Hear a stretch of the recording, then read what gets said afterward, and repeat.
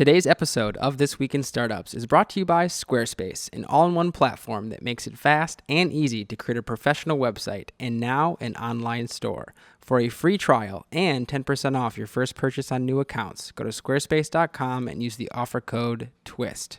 And by Walker Corporate Law, a boutique law firm specializing in the representation of entrepreneurs. Visit them at walkercorporatelaw.com. Jeff Weiner crushed it at the Launch Festival. Of course, he's the CEO of LinkedIn, and he recently took over product. And part of his journey is trying to make LinkedIn as good as Uber or Google or Facebook or other services out there that are part of his 5-point framework of building world-class great products. He goes into detail with me on how he thinks entrepreneurs, product managers should look at building game-changing products. It is fascinating. You're going to learn a ton from this episode, and you've probably seen that LinkedIn is adding a lot more features and getting a lot more slick. This is the framework he used to reboot the LinkedIn organization. You're going to learn so much from this episode. You're probably going to want to watch it at least 2 or 3 times, take some notes, share it with friends, and maybe even watch it at your startup. In fact, that's what I'm going to tell you to do. Today, instead of having lunch randomly at your team, everybody go in the conference room and watch this episode, and then you email me or tweet me and tell me if you didn't get something out of it, if it didn't change your company. I guarantee you it will. And that is your prescription. Watch this with your team today. No excuses. Stick with us. That's what it's all about, man. They said money is the root of all evil. What? Funny how it feeds my people. Yeah. We ain't gonna live like equals until we get the money, spend the money, and defeat you. Yeah. Money is the root of all evil. What? Funny how it feeds my people. Yeah. We ain't gonna live like equals until we get the money, spend the money, and defeat you. Please welcome Jeff. Yep, everybody. That's here, sir. Oh, wow. Sir. Thank you. Getting it all ready. The orange chair. How many people here have a LinkedIn profile? I'm joking. We all know everybody's got. It's like asking if you have email or oxygen. How many people were on LinkedIn when you joined the company? You were recruited to LinkedIn. I was recruited to LinkedIn. I joined December 2008. We had about 32 million members. 32 million members. Yeah, December 08. How large is LinkedIn today? 347 million members at the end of the last quarter. So a little bit of growth in the last A little bit of growth. 10x. Yeah. How many employees at the company when you started? 338. And now? North of 6,000. 6,000. And the company has a really amazing revenue stream. Recruiting is how LinkedIn makes money. People pay. One of three business lines. Yeah. That's the key one, right? That was the first. Almost 60%. It was the first. It was the first business to hit critical mass. When I started, 2008, we did about 78 million in revenue. Last year, we did about 2.2 billion. Talent solutions is roughly 60%. And now advertising is a piece of this? Marketing solutions is one of our fastest growing businesses. And despite all the focus on talent solutions and the flagship recruiter product that kind of revolutionized the recruiting world through passive candidate recruiting at scale, it's native advertising and sponsored updates that have become the fastest growing business in the company's history. Really? Yeah.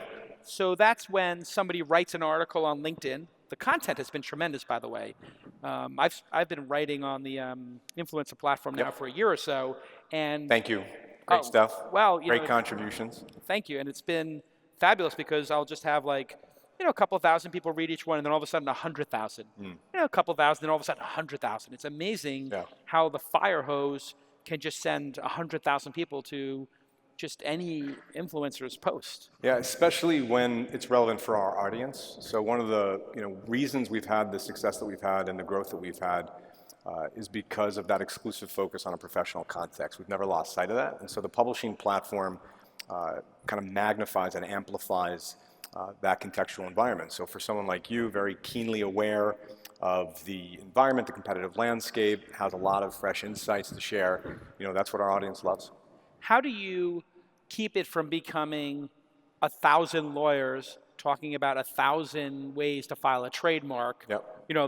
I'm guessing the 9th or 10th article, we get the idea. Yep. How do you curate that and not keep it from becoming what was it, the Forbes or something, or Fortune did that like contributor network. Contributor network, and it was terrible. The quality just went out the window. How do you keep the quality? I think it's at least 3 dimensions of relevancy that we're very focused on. And it's interesting because if you look back historically at the consumer web, you see companies coming at relevancy from these 3 distinct perspectives.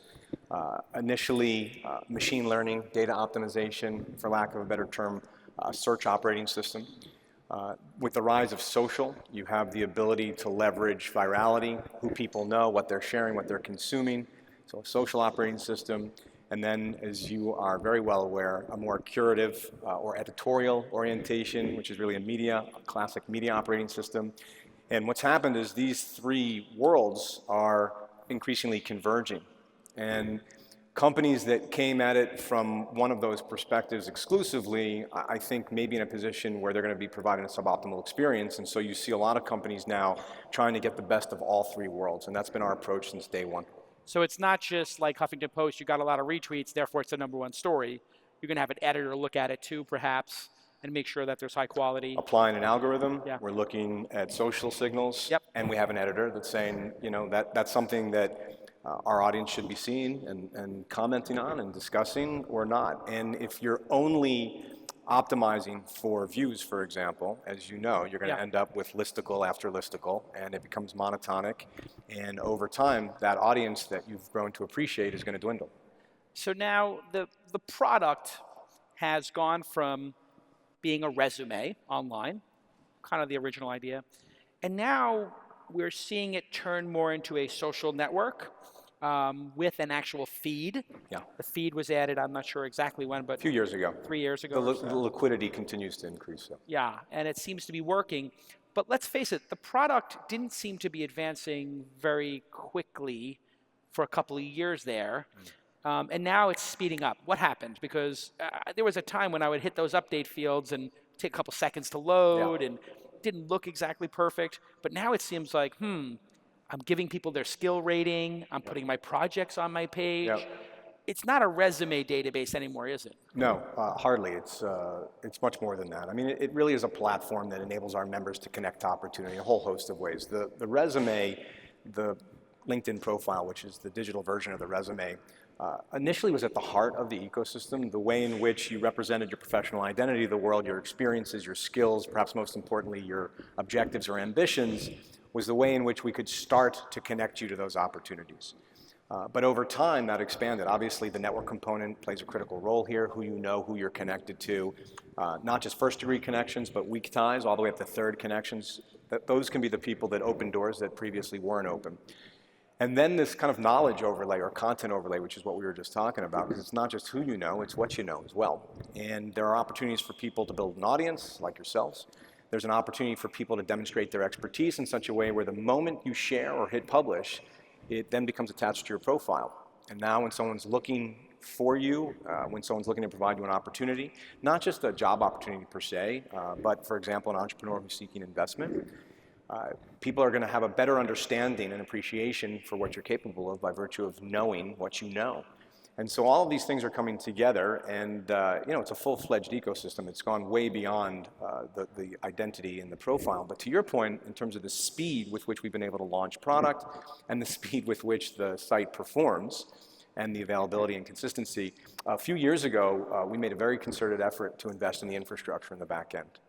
And at one point, enough technical debt had accrued that had we continued to go down that path, I think it would become prohibitive to continue to do the things we want to do and certainly to scale. And so in the fourth quarter, a few years back, we hit the pause button on development. And we just got the architecture right. We got the back end right. It was called Project Inversion. And we Inversion. Inversion. Yeah. Inversion. And we re-architected the way in which code was developed and product was developed at LinkedIn. And as a result, we were able to go from a monolithic kind of trunk-based release process that took place once every 2 to 3 weeks. And if you missed that release, you were waiting for the next release and things could stack up. And then the more services we offered, the more interdependence there was, the more complexity there was. And so you have, law of unintended consequences. You're pushing code, you've QA'd that code, but it may be starting to mess something else up. So this re-architecture really mitigated a lot of those issues, and as a result, every team at the company is now capable of launching essentially whenever they want. And that's a painful decision to make as a leader, huh? Like you have to. It can be, Yeah. unless it's necessity. You know, necessity is the mother of invention. Never truer words were uttered within a startup environment, and it wasn't sustainable. The way we were going wasn't sustainable, and technical debt is certainly not unique to a company like LinkedIn. Really, every startup, as you well know, Yeah. will eventually face that because you're trying to strike the right balance and trade-off between moving quickly and navigating the competitive landscape and moving scalably. And there's an efficient frontier there, and if you get it wrong, it's going to be very hard to sustain.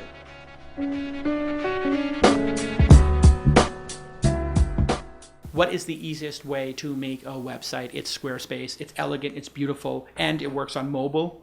It's flawless. I love Squarespace, and I use it every day. In fact, the Launch Incubator, the Launch Fund, the Launch Festival, every time I have a new aspect or new brand for our company, I say just pop up a Squarespace. Pop up a Squarespace. It's so easy. And you know what? My chief of staff, my Emmy Award-winning producer, anybody on my team, the research team, they can add pages to the site. So when we were doing the Launch Festival, I was like, hey, put up a page for parties. Hey, put up a page for the chat room. Hey, put up a page for this. Put up a page for that. It was so simple and easy. It was the easiest thing we've ever done using Squarespace. And by the way, it starts at only $8 a month and comes with a free domain if you buy the service for a year, which is, why wouldn't you? It's so affordable. Cover pages allow you to set up one-page presence in minutes. Commerce, every website comes with free commerce. I forgot about that because I don't really sell product. But if you have a friend who has a store, my God, you'll be up and running so quickly and easily. Simple, powerful, and beautiful. Start a free trial with no credit card. That's how confident they are. They don't ask for the credit card. And after a free trial, you can use the promo code TWiST to get 10% off your first purchase to show your support. Go ahead and thank @Squarespace on the Twitter. They're a great company. They keep adding features to this product, and it's super elegant and super awesome. I love Squarespace. I can't say enough nice things about the company because I use it. Super simple. I use it. What more do you need to know? If I use it, then you should use it. It's a great product. It's clean. It's efficient. It's cheap. And your designs are going to look great. Okay, let's get back to this amazing episode. Thank you, Squarespace. It seems like now that it's going much faster, and you've recently taken over the product function from what I understand. Yeah, about 5 months ago. So 5 months ago, because you came as a product person, you ran Yahoo product. A bunch of product at Yahoo, yeah. A bunch of different products. What products were you managing over there at Yahoo? Well, by the end, I was working with a team that oversaw all of Yahoo.com. So the media products, the communications products, the search products, the homepage, all that stuff. And you guys were moving very quick back in the day there. I mean, at the time, Yahoo, I think, was the first company to have one login work across your portfolio, your email, your instant message. It was really a well thought out, constructed product with many different features, many different opportunities there. What do you think went wrong at Yahoo over the last decade? Well, aside from Google. Yeah, I think, one of the challenges for a company like Yahoo was the reasons for its early success became one of its great vulnerabilities. So if you think about it, Yahoo originally organized the entire consumer web. I mean, Jerry and David made what was otherwise an impossibly fragmented digital universe far more navigable, far more useful through the directory. And the directory evolved over time. There was a search capability, and through that search and directory capability, the company became very aware of where the demand was on the internet. So all of a sudden you start seeing a search term for email, and it's like, oh, maybe we should offer email. Or, there were some serendipitous moments when Jerry Garcia passed. Someone decided to put a news headline to a wire story above the directory. And there was so much demand for that, it essentially melted down the servers. And so they said, well, I think there's a pretty big appetite for news.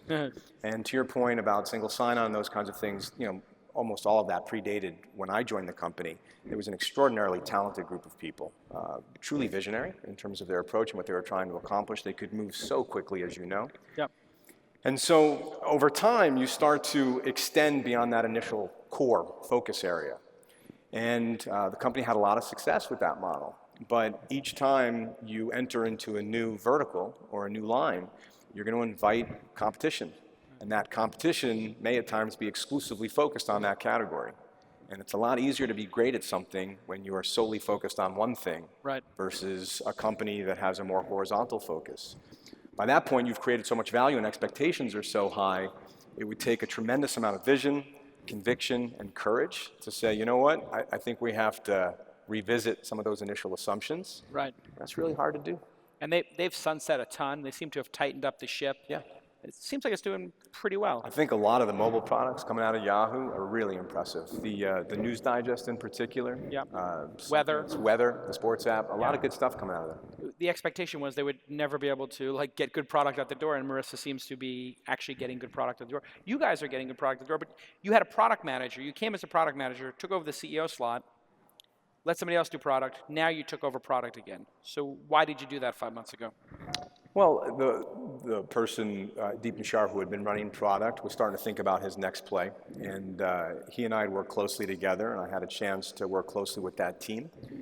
Was always very engaged with product development and product strategy.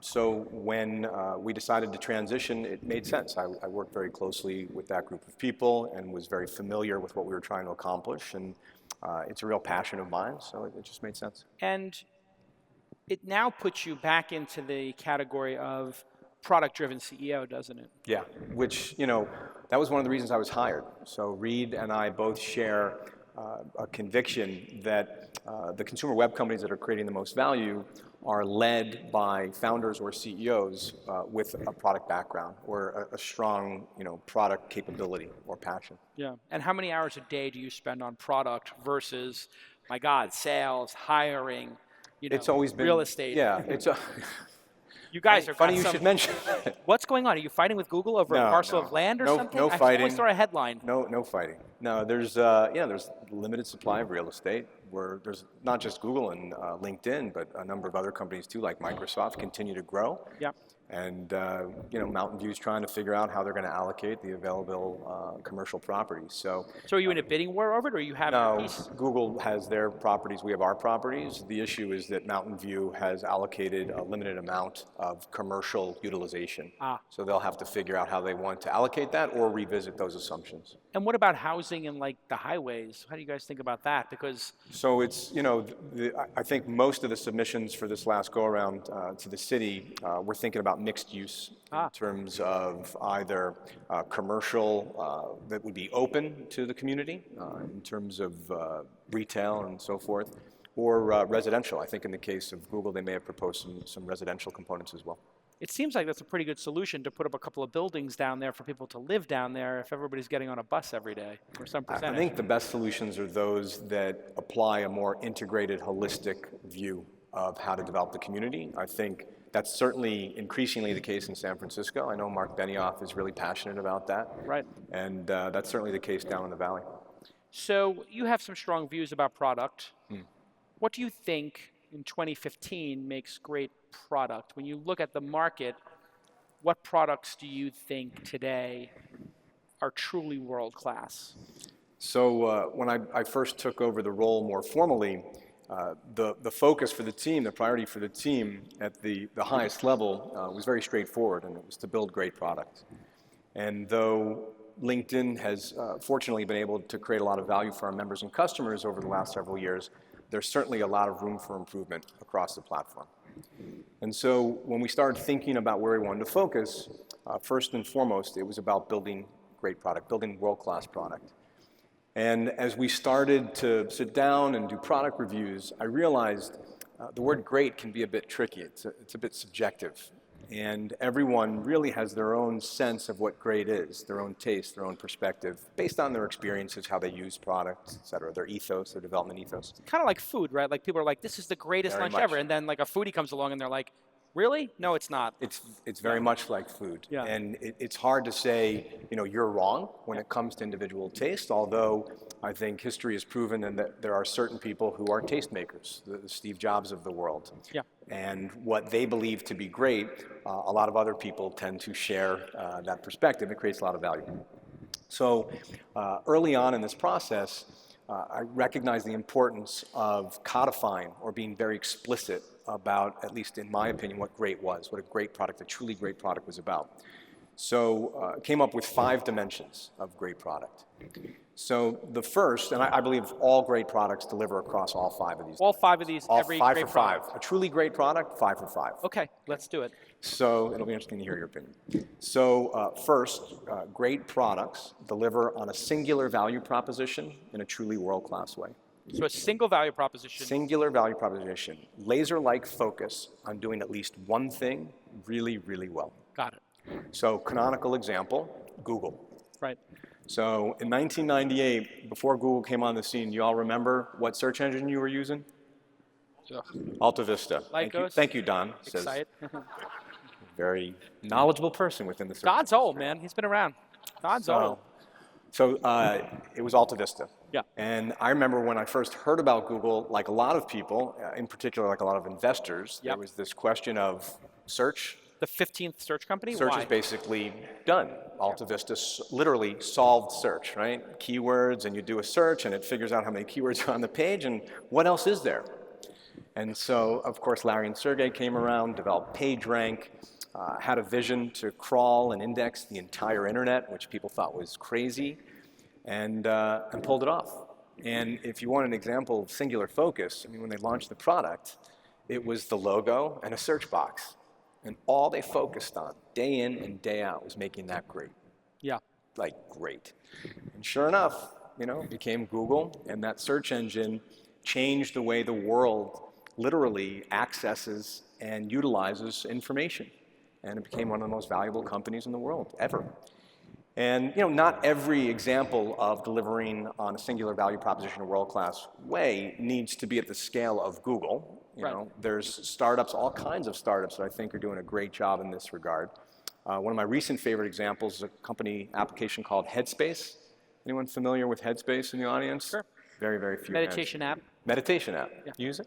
I use calm.com. Okay. But I'm an investor in that as well. So you meditate daily? I meditate every other day to daily. Okay. You nice. too. Yes. When did you start? When did you? I started about 3 or 4 years ago. Wow. All right. Because I was unable, on a focus basis, I was moving too quickly from project to project, and I felt like my focus level wasn't at the place I needed it to be to build truly world-class product. Yep. Too much context switching, very difficult to have that kind of clarity, that kind of focus. When did you start and why?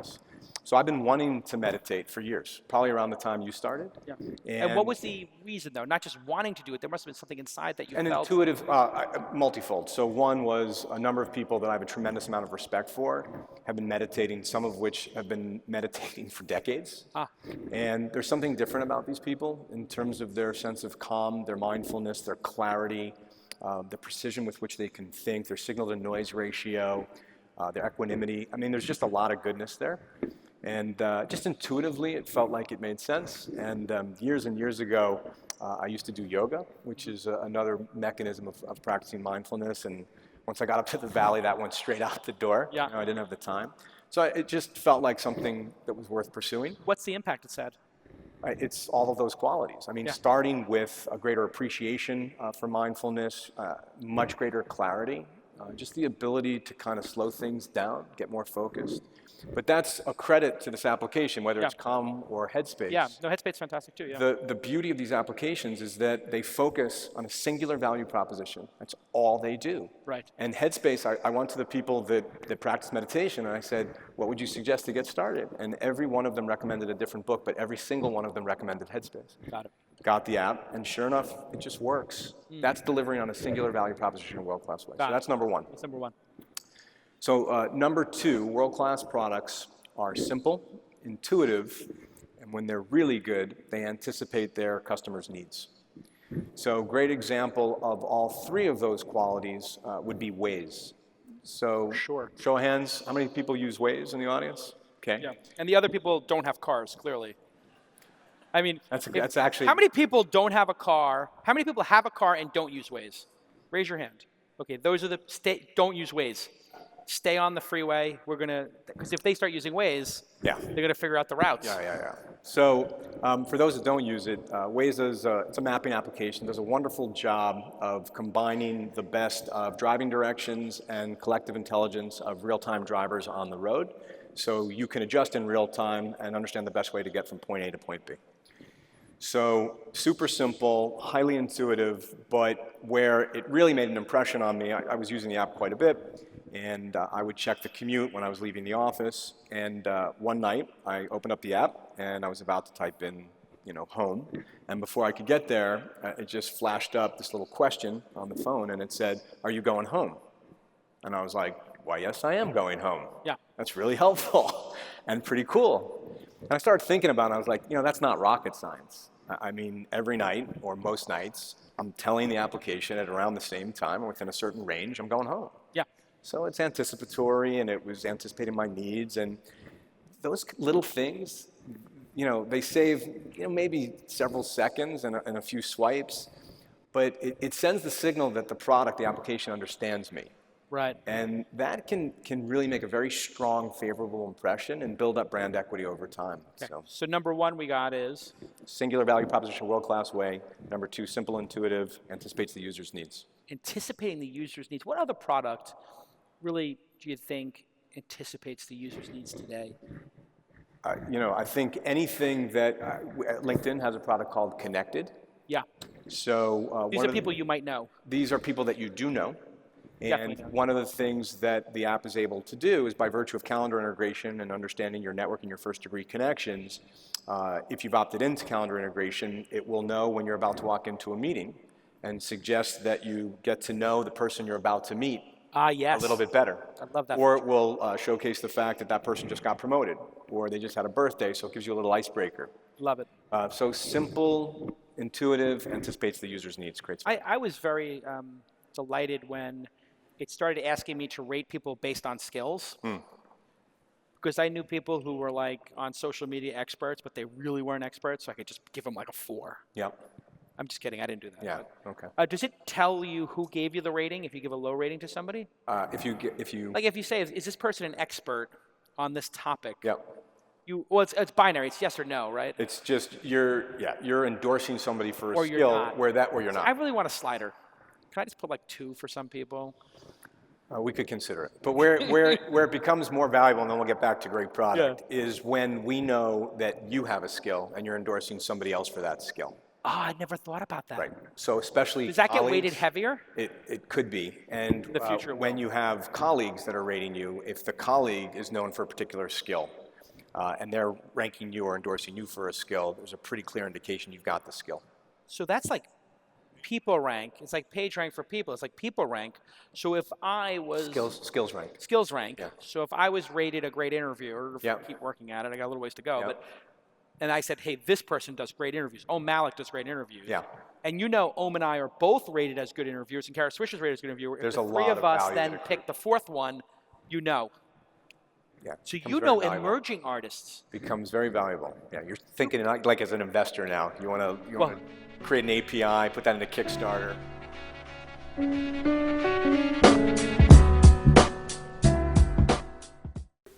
Yes, the Walker Corporate Law Group is an amazing group of attorneys with 10 to 20 years of experience, and they do fixed fees. What does that mean? That means you don't have to be scared when you open up that PDF from your attorney every month. Oh my God, is it going to be $3,000 or $300 or $30,000 or $15,000? That's agita, that anxiety I have lived with my whole life. But now, fixed fees. What does it mean? I need to incorporate. I need to get a trademark. I need to do an employment agreement. I need to do M&A. They're going to give you a flat rate, and they're going to say, hey, this is about what it's going to cost, and here you go. We'll just do it for this amount of money. And Scott and his team, they left all those big firms because they wanted to do something small and intimate. And they spend so much time with founders. I've had so many founders from hackathon teams who have IP issues like, oh, who owns this? 2 of the hackathon members don't want to do this anymore. 2 of them want to make it into a company. What do we do now? Oh, scary. Scott makes it not scary. You can email him, scott@walkercorporatelaw.com. Scott@walkercorporatelaw.com. Walker, W-A-L-K-E-R, obviously. walkercorporatelaw.com, 415-979-9998. 415-979-9998. Sometimes Scott Walker picks up the phone himself, and he often talks to entrepreneurs, for hours who come from This Week in Startups or from the Launch Festival. He's a true mensch, and you can't go wrong with Scott Walker. Everybody I've sent to him has just come back to me and said, NPS score 10. Very likely to refer a friend to Scott Walker. That's why his business is booming.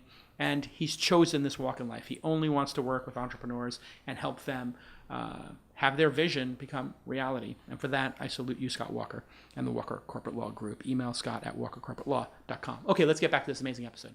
Well, let's talk about the API for a second, because I just had a company Real-time brainstorm. Well, I was actually thinking about, the API. People have gotten a lot of value from the LinkedIn API, but I hear it's just maybe tightening up a little bit. Is it true? Yeah. So Why? because there were a number of situations where folks were interested in leveraging the API to essentially compete with us and to commercially exploit the service. And we want to make sure that there's a quid pro quo there. So if people are able to leverage our APIs and they're extracting value, they're able to put value back into the ecosystem. We need to be very mindful of the member experience in some of those cases.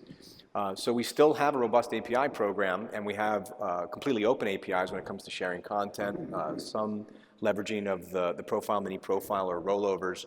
But with regard to commercial APIs, which are very closely aligned with the talent solutions business, the marketing solutions business, the sales solutions business, there's a process there. So if you want to build an app to help people find developers or whatever, probably not the LinkedIn API is what you're going to use. No, you could very well end up using it. That would probably, more likely than not, be a discussion with regard to the intention. So you're cool with it, but we just want to make sure somebody's not just going in there and scraping everything out. There's an application process.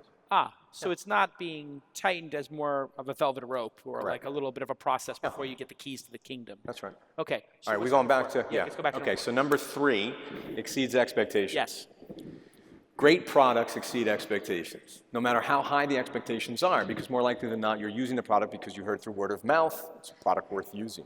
For sure. They still exceed expectations. And when a great product exceeds expectations, in my opinion, you'll never forget it. And even if over time you're not having that great an experience, you'll still give the product the benefit of the doubt. Right. So You'll be forgiving. You will be forgiving. Like people are of Apple. When AntennaGate happened. Like people are of people. Like people are of people. Like people are of people. Because you start to see the company as humans. Well, you're just, it's a relationship. The product builds a relationship with its customer. Just like a person builds a relationship with a person, you're building trust over time. And if a product is continually exceeding my expectations, it's almost like you're going to the bank, you're putting deposits in. Yeah. Right? So when you have that suboptimal product experience, maybe there's a withdrawal coming out, but you've still maintained enough equity that. It's almost like Apple is experiencing this now with the iPhone updates. They had like some buggy updates when you first got it, but you're like, you know what, the iPhone 6 is so delightful, the 6 Plus is so delightful. I'll wait for the 3.01 or 10.01. Yep. It always gets better, and it does. That's right. So great example of this for me personally is Sonos. Yes. So any Sonos users in the audience? Who has a Sonos? Yes. So generating so some good. applause. So Sonos, I think, is a brilliant product and delivers on the previous value propositions that we mentioned. Simple, intuitive. They go all in on enabling you to listen to any music you want from any room in your house. The product wasn't what exceeded my expectations so much. It's an amazing product, but what exceeded my expectations was Sonos customer service. So like over a year ago, my wife and I were having some people over for dinner. It was a holiday, and she had everything completely under control as always. And she said, I just need you to handle one thing. I said, shoot. And she said, just take care of the music. I was like, no problem, I got this. Music, Sonos, Beep, please. beep, Yeah. Except we had just reconfigured our home Wi-Fi. So Sonos wasn't working. Disaster. Relatively speaking. Everyone should have such problems. First world. Everyone should have such problems. Go on to the site, Sonos site, to contact customer service, and it turns out because of the holiday, they were only going to be open for another 15 minutes. This is not good. Get on the phone, start talking to the guy. He stays on the phone with me for about an hour. So I got my phone with me. I'm walking from room to room, device to device, looking at the little blinking light, walking him through the patterns. We're testing things. We're running diagnostics. Finally, he fixed it an hour later. Wow. The guy stayed 45 minutes after they closed on a holiday to make sure we could make it work. You just never forget an experience like that, ever. Virgin America, anyone fly Virgin America? First time I flew Virgin America several years ago when they first launched, I was blown away. Yeah, every little detail. Every little detail, right? Food. Everything, the lighting, the music Boarding when you passes. walk. It was like, They were nice to you. That's right. Incredible innovation. All good. And frankly speaking, still love Virgin America, but there's more competition. You know, Delta, for example, gets it. Yeah. You know, I was very pleasantly surprised last time I flew Delta, but I'll never forget that experience with Virgin America. Yeah. And so they built up that brand equity. So that was 3. 4 is great products resonate emotionally. It's not just about utility. It's not just about creating value. It's about the way it makes you feel. And I know you're a huge fan of Tesla. Oh, big time. I'm a huge fan of Tesla. When I first took on the product role more formally, got together with our product leadership as part of a weekly staff meeting, and I asked everyone to do this exercise where you write down a favorite product or two and then describe the way it makes you feel. And then we never normally do this, but I asked everyone to stand up one at a time and describe it, talk to the group, because I wanted people to see the way others looked and sounded Right. when they talked about their favorite products. Enthusiastic. There's a passion. There's like an unbridled enthusiasm that comes from a great product experience. So one guy on the team in particular stood up and he said, for me it's Tesla and it feels like driving the future. And I was like, you gotta be kidding me. And he's like, what? And I held up a piece of paper and I had written down Tesla driving the future. Wow. Here's the thing, he and I never talked about that before. I didn't even know he drove a Tesla. Yeah. And Tesla does not market itself as driving the future. It just is. They don't need to because it just is. It just is. It's like driving an iPhone. The first time I drove a Tesla, I literally felt, it's like, remember the first time you used an iPhone when it first launched? Like, what is this witchcraft? What is this? It's It's literally a piece of glass and it's speaking to me. It knows my location. It literally felt like the future. You knew instantaneously it was the future. It's the that tricorder. it would change everything. Right. Getting in a Tesla, Same. instantaneously, you knew it would change everything. Yeah. Tesla doesn't need to market itself as driving the future because it's just the way it feels. And that's really powerful. So last, the fifth example is that, in my opinion, all great products change your life in some positive way. Small ways, great ways. They just have meaningful impact on your life. And we were just talking about the phone. You get the 6 Plus, I got the 6 Plus. And that would be an example of a product that has changed my life. Interestingly enough, all the examples that I've cited thus far, they're all accessible. They're all made possible through applications on my iPhone. Even the Tesla, if you lock The Tesla app's amazing. lock your key in the car. You can start your Tesla with your phone now. Now you can, yeah. You have to type your password in. So that begs a whole nother issue about the future and some of the risks and the risk-reward You know what the relationships. best part about this is? If you happen to have a spouse who loses her car keys and you're not there, and you can log into the car and say, okay, for the next 2 minutes you can start it. Yeah, you can open It's it. a pretty great. It's amazing. If you had a spouse who lost their keys. It's if, often. hypothetically speaking. Not that your spouse Never. is brilliant. No, she's always got that in the same pocket. So my phone has essentially become the control panel for my life. Yeah. It is beyond essential. And, that's as good as it gets. Rate, so those are the 5 dimensions. Rate LinkedIn on mobile. On mobile? On a scale of 1 to 10 with no 8. With no 8? No, because everyone goes to 8. Well, you can go halves. You can do halves. 7.5, 8.5, okay. So recognizing now with our mobilization efforts, we've got a strategy now that includes kind of appifying the site. Yeah. So we're up to about 7 different applications, but we'll start with the flagship. Yeah. I think the flagship is a good product, and I think the flagship product has been getting continually better. I think the flagship product has room for improvement, and in particular, I think all of us at the company that work on that are really excited about what's possible with regard to conversations, professionally relevant conversations. Because today, we were talking about content. We were talking about the feed. Yeah. And I don't mean messaging per se, although that would be one component of a robust mechanism through which you have meaningful conversations, taking a public conversation private. It's less about that, and it's more about the fact that when you post something great, we should be able to have a discussion, a debate. Of course. Not just like this, but that involves the audience, that involves more people. Yeah. And, frankly, historically, we didn't get this right. I mean, that wasn't where the company came from. It came from the desktop. It wasn't necessarily, but it's not mobile, Jason, because it also happens on the desktop. We weren't about professionally relevant conversations. We were more about identity. Right. Then we were about your network. Then we were about knowledge and the expression of information. Right. But the irony is that we're a professional network. Right. We're social. It's the discussion. It's about you guys enable discussions all the time. It's about I don't think we've done a good enough job. Offline, though. Offline. Exactly. I don't think we've done a good enough job, and we're going to get this right. There's no doubt in my mind we're going to get this right. And once we do, I think it's going to unlock a lot of value we're really excited about. So should we look at that LinkedIn, I'm going to call it LinkedIn 3.0 for discussion purposes. No pun intended. Exactly. Is it literally? Oh, yeah, because we're discussing. No, for discussion. Because it's about discussions. LinkedIn 3.0, would this be more similar to WhatsApp or Slack in how I might experience it as a Yeah, user? so I think both of those. So I think WhatsApp is very explicitly messaging, and Slack is very explicitly about team collaboration. Yeah. Both are enabling discussions, but first and foremost, this is about professional conversations, public professional conversations, related to the content that's flowing through your feed, related to the things that matter most to you professionally. I should have added, it's not just about any professional conversation. This should be about professional conversations that matter. I'm going to give you an example. And I'll show you why. You asked me scale of 1 to 10. Here's an example of where we've got work to do. So today, you're prompted to congratulate someone you're connected to when they've been promoted or have a work anniversary. And what you'll notice in the feed, let's say you just started something new. People will say, congratulations, congratulations, congratulations, literally over. That's not a conversation. No. It's high fives. That's it's like a wedding reception line, or like Yeah, royalty in England, like, oh, hello, and Yes, you walk very on good. your Thank you. Welcome. It's not a conversation. Here's a meaningful conversation.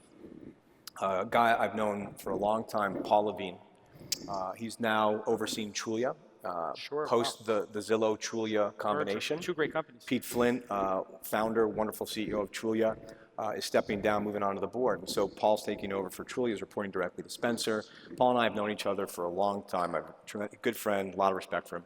So once the deal closed, he came on to LinkedIn and he shared an update announcing that it closed. And at the same time, rather than just be celebratory, he mentioned that as many as 400 people at Trulia would be transitioning out. Okay? Right. So when I saw that, I said, Paul, congrats on finally getting the deal closed. I hope everyone's doing okay. He responded back to me publicly, hey, thank you for your note, and please let me know if you are looking for anyone that might be transitioning out. We took that public conversation private, continued it. I introduced him to our head of recruiting, and we're going to see what we can do. That's a conversation that matters, especially to the 400 people who are transitioning out. I've never seen that, like a public. It's a truly innovative thing if you could be on a public website in the commenting field, and I could click a button that said take private. The other person got a message. If they accept it, now we're in another room with the context of where it came from. Yeah, it's a so that's very the kind clever of idea. Yeah, that's an example of a professional conversation that matters, deeply and profoundly matters. That's what we're about. That's what we want to be about. Right. And then public discussions, and a public discussion which seamlessly could be taken private.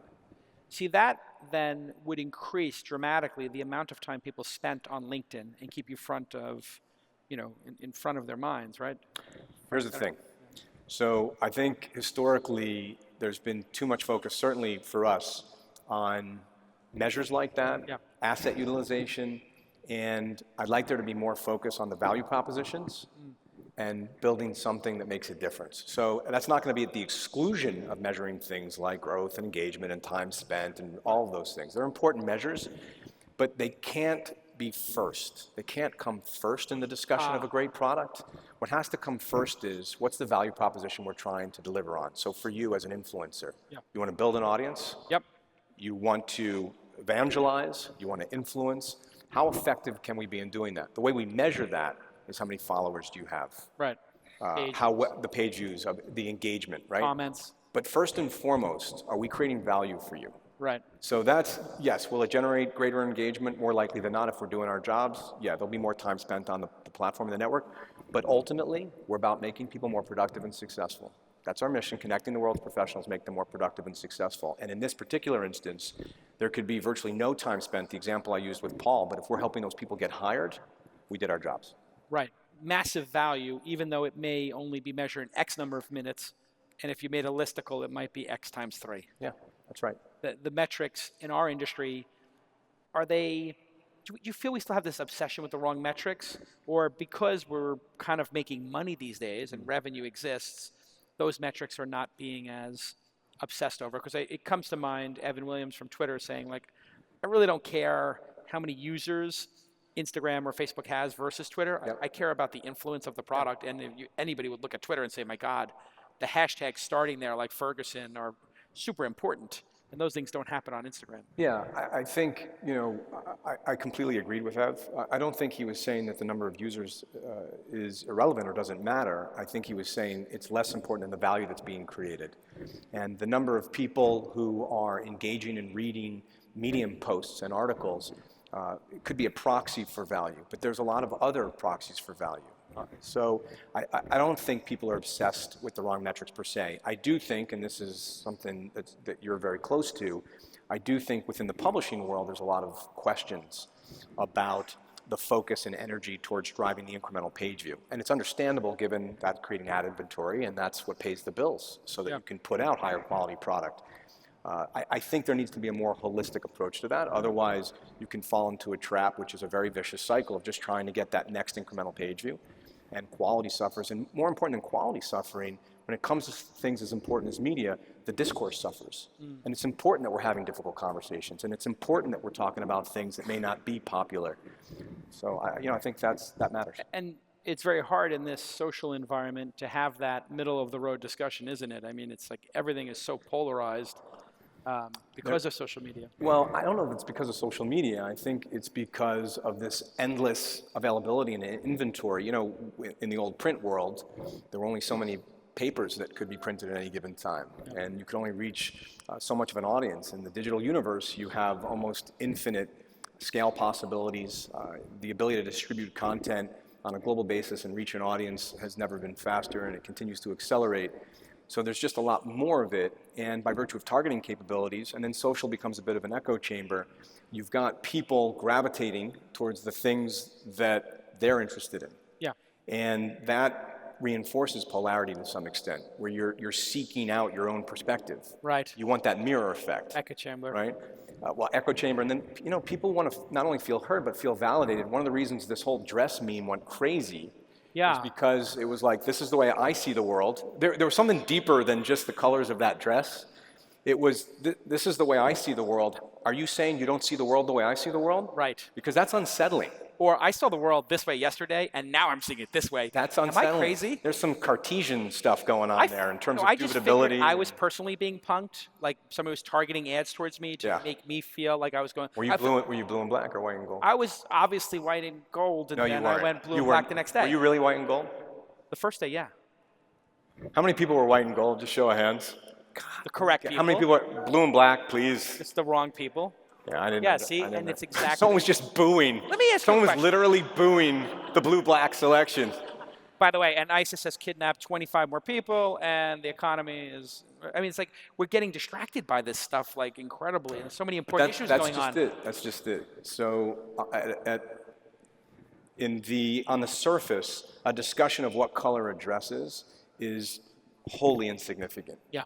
Underlying that is something much more important, which is the way in which we connect with one another, the way in which we communicate with one another, the way in which we see ourselves and others see us, right? The construct through which we see the world. Yeah. This stuff matters deeply. This is fundamental to human nature, and that's why, to your point earlier about the increasing polarity, it's important that we get out of our own heads sometimes. It's important that we're seeing content that we would not normally gravitate to. Right. So let me ask you a question. You're, really big fan and rabid consumer of content. And you look out there and you see the Washington Post go for $250 million, or New York Times worth a couple of Bs, or Wall Street Journal a couple of Bs. You could easily afford to buy it. You guys, I'm sure, must have considered having a proper publication and hiring journalists. When that comes up in a discussion, why does it not actually become reality at a company like LinkedIn? Because it would seem to me an obvious thing for you to buy the Wall Street Journal instead of Rupert Murdoch and then plug it into your network, let it run independently. Did you guys consider the Wall Street Journal ever? It's not about considering the Wall Street Journal per se. What about the Washington Times? When you think about any individual publisher and the role it would play in our ecosystem and our strategy, we want to be a platform. Mm-hmm. We want to enable publishers like that to get their content in front of our membership, first and foremost. We want to be driving traffic back to those publishers so there's a healthy, vibrant ecosystem. We have had an opportunity, we've been very fortunate to hire some world-class editors, people like Dan Roth from Fortune. Right. And he's made all the difference in the world. And that goes back to what we were talking about earlier, which is how do you drive relevancy in the digital age? And it can't simply be about machine learning and data optimization. It can exclusively so you bought be the about editor. social cues. So we've Got hired the some editor, talent, but not the that writers. Rounds out. Well, some of our editors write as well. Some of our editors write because they're able to attend an event like this and curate it a little bit and summarize it, link to some other articles. Dipping our toe, but first and foremost, that's a platform play. Okay. But you guys have, I mean, what's the scale of revenue right now as we wrap up here? How much? Company? Yeah. So last year was 2.2 billion. In top line revenue. Yeah. And it's profitable. Yeah. So you've got a lot of money. You could easily hire 100 journalists. It wouldn't be a drop in the bucket. It would be $10 million. But it would change the focus of what it is we're trying to accomplish with that platform. This is not an answer where I can avoid a tough question. It is not where we're focused right now. Could we hire writers and become far more of a principal in terms of generating original content? Yes. Okay. That's not the focus, that's not the strategy. The strategy right now is to create the best possible platform to satisfy two use cases and two value propositions. One is the publisher, who wants to generate an audience or establish expertise. The other is the consumer, that's looking to acquire business intelligence, knowledge, or information so they can be better at what they do. So maybe your editors and curators above being the writers of the original content. Like you said, there's plenty of writing out there. That's right. What about video? We want more of it. We want more of it. Okay, you don't host native, though. You've been, potentially we will if it creates a better experience. You've been on kind of the cutting edge in terms of what's possible right now with unbundling. You've been very outspoken in terms of the current video platforms and their business models and the fact that there should be an opportunity for folks like you that are trying to do something independent to be able to generate a real business at scale. And SlideShare for us historically was largely about presentations. It's increasingly about all forms of media. And we're starting to see a lot more very influential people using SlideShare to share content, share knowledge, and do so on video. And do so on video. And you can use your space, for lack of a better term, your blog on our platform for anything you want. So video, text, increasingly audio. And I think there's a really interesting model there that we're excited about. Yeah, I'm super excited about this conversation product that you're going to release at some point. Is that going to be a standalone product, you think? And how do you feel about bundling? That's the core of the flagship offering. So to the point about great products have a singular focus. Whoa. Increasingly, our flagship product needs to be about professional conversations that matter. Wow. There's an additional dimension to that. Not searching resumes. It's funny you should say that. So there's an additional dimension of that, which is all about finding who and what you need professionally. And those two things work in concert, and we want to make sure that's the focus of flagship. So the Tinder of networking, I need a designer within 150 miles, I swipe left and right, I start a conversation. That's always been so core to what we do, the ability to find and research what you need professionally. But combining that with not this in-mail or email or an in-person or I got a call from the receptionist, but oh my God, I'm flipping through, I find the right designer and I start the conversation right there. That's what we want to do. That is a winning product. When will we see that? Q3, Q4? We're working on it right now, and hopefully it gets better. I don't know. How many hours a day do you work on that product? Because you seem, all I've learned through this 40 minutes is that the sparkle in your eye when you talk about that is like your Tesla. Yeah. The reason you're seeing that kind of response and energy is because we've seen it when it works. Ooh. We know how powerful it can be. Oh, you're testing. And it's more than testing. That dynamic I described earlier with Paul is an example. Sure. It happens. We just need to make it easier. We need to make it simpler. We need to make it more intuitive. We need it to do those end of the other year? dimensions. By the end of the year? Before then. We want this to be, this should be a build. Every day that should get better and better. Wow. Okay, everybody give it up for Jeff and LinkedIn. And what a tremendous interview. Thank you so much. That was awesome.